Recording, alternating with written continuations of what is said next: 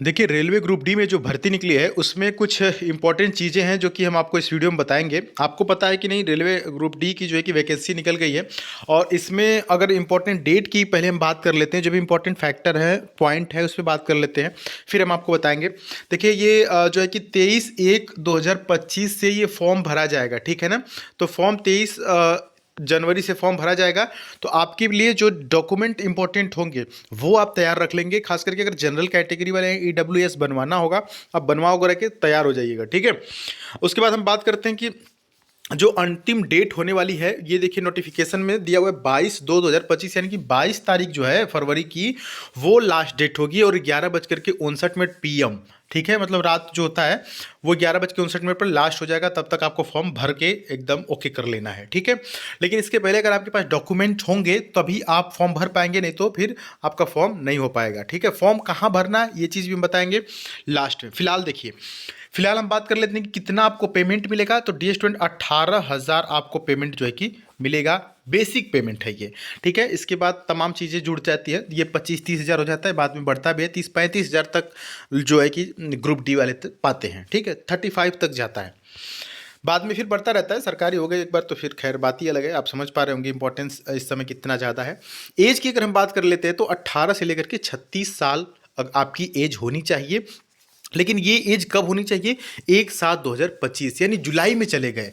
मतलब कि 7/2025 की जो है कि बात है, लेकिन जुलाई 1 जुलाई 2025 को जो आपकी डेट है वो मिनिमम 1 जुलाई 2025 को जो आपकी डेट है वो मिनिमम 18 साल होनी चाहिए और मैक्सिमम जो है 36 साल होनी चाहिए।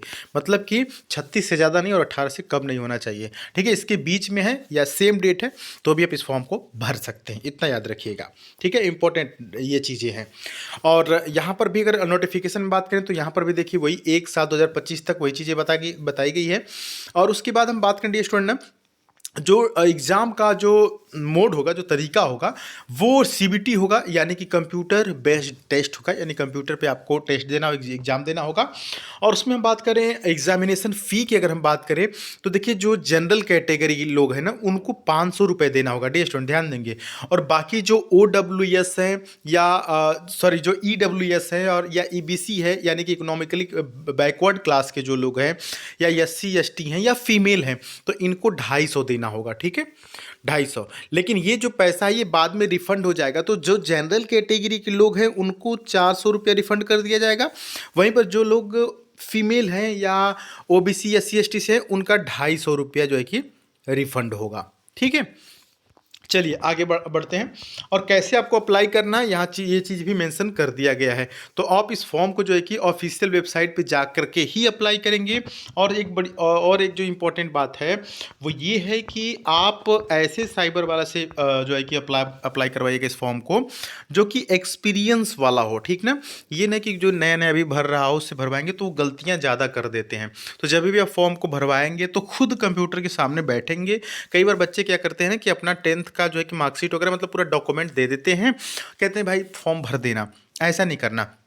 जब भी आप फॉर्म भरेंगे तो आपसे एक कॉन्टैक्ट नंबर लिया जाएगा, आपका फ़ोन नंबर, उस पर OTP आएगी। उस नंबर को, यूज़र ID को, पासवर्ड को, सबको लिख करके अच्छे से रख दीजिएगा। और जब भी फॉर्म भराएगा ना तो आप भी मॉनिटर पे, कंप्यूटर में जो है कि देखते रहिएगा। नाम की स्पेलिंग वगैरह गलत हो जाती है तो बाद में आपको एग्ज़ाम हॉल से बाहर निकाल दिया जाता है।